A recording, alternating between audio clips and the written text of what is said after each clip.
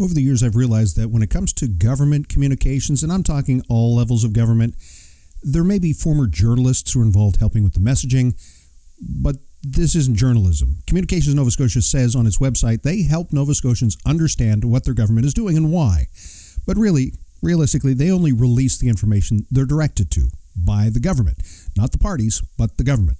Now, back on the 28th of March, Premier Tim Houston introduced legislation that the news release at the time says will, quote, lead, direct, and support a coordinated response and manage the immediate and ongoing needs of Nova Scotians when a crisis or disaster occurs. And it goes on to say, the Nova Scotia Guard will be a group of volunteers from across the province who will help communities during and after emergencies. The Nova Scotia Guard will include volunteers with specialty skills and members of the public to fill a variety of roles depending on emergency needs. It will harness the many talents of Nova Scotians and their sense of community. It went on to say, that's the Blue Noser way.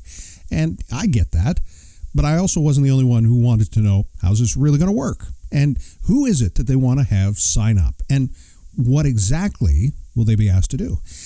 And I did ask to speak with someone about this. In fact, I sent 3 different emails looking for someone to speak to me about this. And one spokesperson from Communications Nova Scotia got back to me to respectfully decline my invitation. And they also sent me a statement. And I respectfully am not going to just read those words to you, those words that were given to me to simply pass along. Doesn't answer my question. And we don't really know the details of this legislation that won't even be passed until the fall. And we don't know exactly who's going to be consulted on this. But I did want to find out more from someone who speaks on behalf of the other 6,000 volunteer firefighters in Nova Scotia. I'm Sheldon McLeod. This is Thinking Out Loud. Hi and welcome. My name is Sheldon McLeod. This is Thinking Out Loud. This is my podcast exclusively presented to you by Saltwire. And I knew right from the moment I saw this headline in the news release that I wanted to talk about this. Natural disaster. Houston asks Nova Scotians to join a new volunteer reaction force. It was written by Andrew Rankin with the Chronicle Herald. And as he wrote back in, March 28th, that the Premier, Tim Houston, is looking for Nova Scotians to step up during natural disasters by signing on with a new emergency volunteer group, the Nova Scotia Guard. And he announced that on Thursday, along with a move to make Emergency Management Office a full government department to be known as the Department of Emergency Management. And I immediately responded to that release and asked for a comment or at least a conversation with someone involved. And I did receive a response, and it said, hi, Sheldon, we are respectfully declining your request for an interview and offering this as a statement in response. And I'm not going to read through the statement because that's not what I do. I have conversations. The statement essentially says that, they're in consultations. The legislation that was introduced in the spring won't be passed until the fall, and they want to meet with the people who provide emergency services in Nova Scotia, including fire services. And of course, that's why I wanted to speak with someone with a lot of knowledge in this front. Greg Jones is the president of the Nova Scotia Fire Association, or Fire Association of Nova Scotia. FSANS, Fire Services Association of Nova Scotia. He's also a 24-year veteran of fire services in Amherst. Has it been 24 years? Yeah, believe it or not, it's been 24 years, yes. Well, congratulations on the career thus far and for your advocacy work. And I want to ask, I reached out to you as well right away, and you were enjoying a bit of time of vacation. So thank you for getting back and allowing us to have this conversation. Did you know this was coming? Yeah, I had no idea this was coming at all. I was kind of intrigued when I heard of the idea when members of the association reached out to me when I was abroad. So I'm kind of interested to see what government's plan is. We've heard very few details. I know consultations coming forward, but I look forward to having a conversation with government to see exactly what it is. I've been very much trying to be respectful, but yet somewhat critical. I'd rather be not cynical, but a little bit skeptical, because there are a lot of volunteer groups, and my initial gut reaction was, if there's this big cohort of people who want to volunteer, why haven't we been able to tap into them yet? Because you and I and others have talked about the challenges of finding volunteers in this environment. So just to set the table here, what's it like what are you hearing about volunteer services, specifically fire service and recruitment across Nova Scotia right now? For recruitment for the fire service, right across not only our province, but across the country and globally, there's been a downturn the last little bit. I can tell you there's been a lot of work done by departments here in our province to boost that up and bring new members in, which is really greatly appreciated. One value we have is that volunteerism. All Nova Scotians try their best to do that. One thing I believe possibly would be happening with this Guard is that bring folks in that would not be related to the fire service as volunteers, but simply people that would come and use a chainsaw or pick things up. But really, I really don't know yet, Sheldon. I'm really waiting to see what will come out. But it's on us as the fire service to continue to boost to get our volunteers. And I see that right across the country. I talked to colleagues in Alberta a few weeks ago, and they're struggling as well for volunteers. We're all trying to find ways to boost our staffing. When there is a fire and there is some kind of incident or a motor vehicle collision, there's a saying: there are the people who are there who are trained to do a job, and then there's everybody else. And sometimes it's a problem having people around who aren't trained. And I'm not saying that that's the case here, but there has to be a certain level of understanding of what a dangerous situation looks like.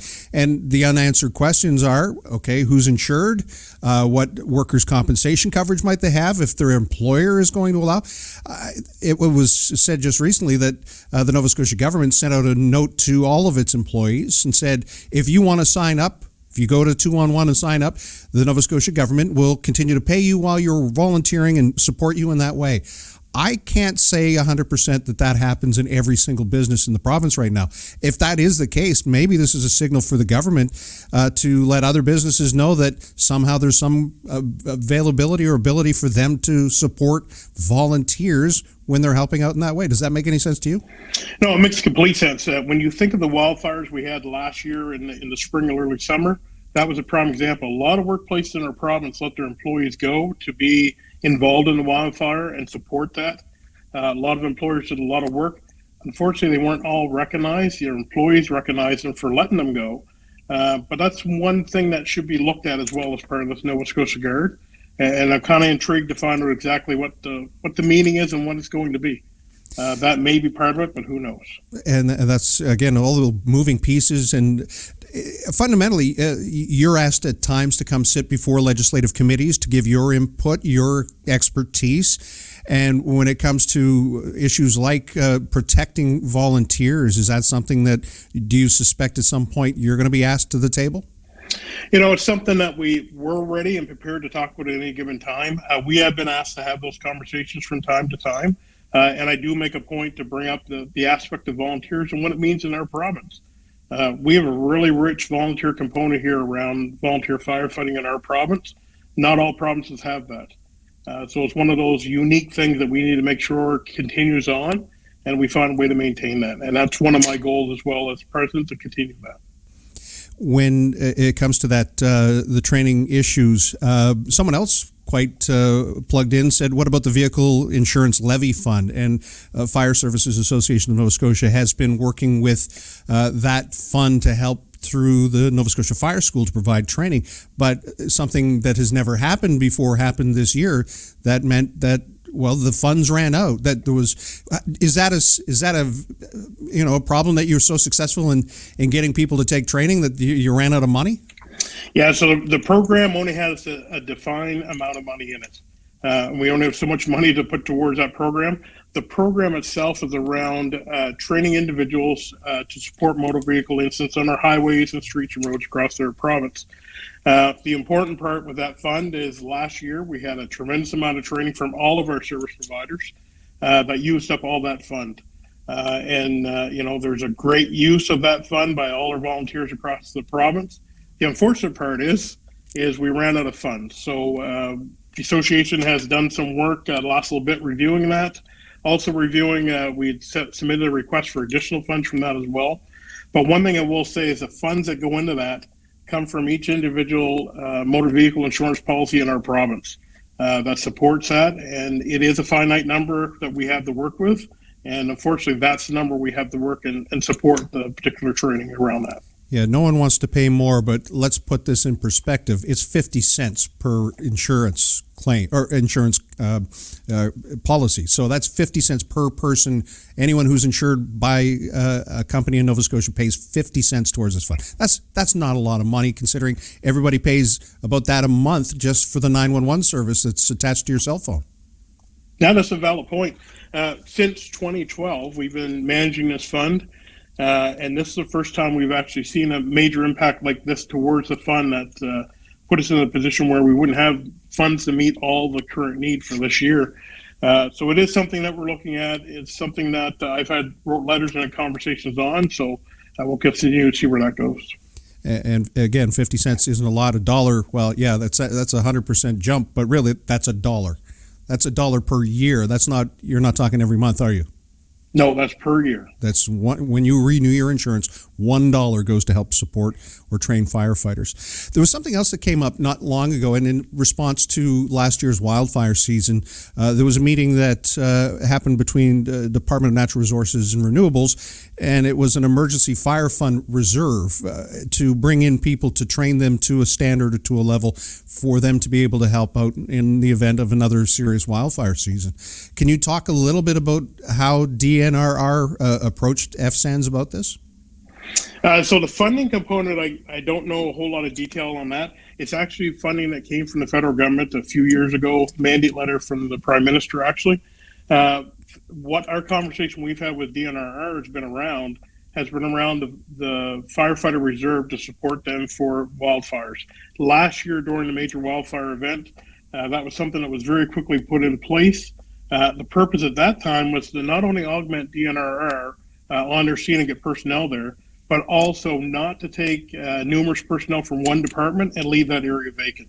So this gave the ability to reach out across the province to different municipalities, to different organizations, and pool folks without causing a major impact. That's the conversation that FSANS we've had with DNRR, and we had it last year and again this year as well. Does it sound like there's a bit of overlap between an emergency firefighter reserve and this Nova Scotia Guard? To be very honest, Sheldon, I have no idea. So until we have the conversations with the Premier and government and understand that the consultation aspect of exactly what the plan is, I really can't comment on that. I guess I'm just trying to, find my way through this conversation, which includes, asking for other people to step up. And there are teams, there are people, there are organizations. Red Cross provides support and help. A lot of volunteer groups, search and rescue, as we've heard through the media recently, who are not happy because they've had pretty much funding that's been frozen for more than a decade. So there's a lot of concern there. Can you see why people are a little bit perhaps puzzled by this surprise announcement about a brand new volunteer effort? I can understand why some folks are puzzled. One thing I will say, though, I will give the benefit currently to government to find out exactly what it is. And then from there, from our organization, we'll weigh our conversation with government on that. But until I know that, it's really hard to know exactly, without concrete details, exactly what it is.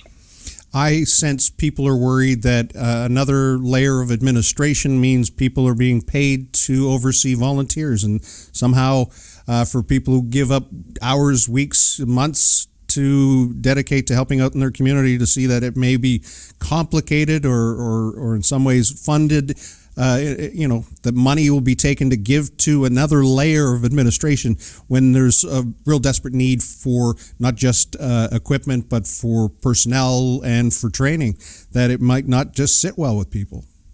Yeah, and as you know yourself, Sheldon, members of the fire service want to do whatever they can at a moment's notice to help. And I look forward to the conversation on exactly what this Nova Scotia Guard is and exactly how to move forward, not only for the fire service, but all the Nova Scotians when we truly need it. Yeah. And just so we're clear, you have not yet had the invitation extended to you or the organization that you represent? Just this afternoon, actually, I got an invitation extended to me from the province, and I'm going to respond to that later today and see exactly what's going to happen. Was that standing committee specific to Nova Scotia Guard, or is this about something else? No, something else around the consultation aspect of it. Okay. Well, I certainly hope that, that you and others around the table are able to communicate what it is that I'm hearing from some of the people who do volunteer, which is that, we need some more help. And I think that's the underlying theme here. And to give the Premier credit, yes, it is the Blue Noser way for people to pitch in and do what they can to help their neighbors. But at what scale and how is this going to work? I think we're all interested in finding that out ourselves. Yeah, me as well. Truly just want to know exactly how it's going to work and what the vision of it is. And then we'll see what the impact will be potentially on the fire service. And you're just a couple of weeks away from the annual conference, isn't it? Coming up this year in Truro? Yeah, our annual conference will be coming up April 26th, 27th, and 28th in Truro. It's going to be a great lineup and a great group of individuals that will be there presenting, and folks that will be coming from the fire service to have great conversations and network. So look forward to seeing everybody there as well. All right, Chief, thank you so much for this. I really appreciate your time. Thank you very much. Greg Jones is the president of the Fire Services Association of Nova Scotia.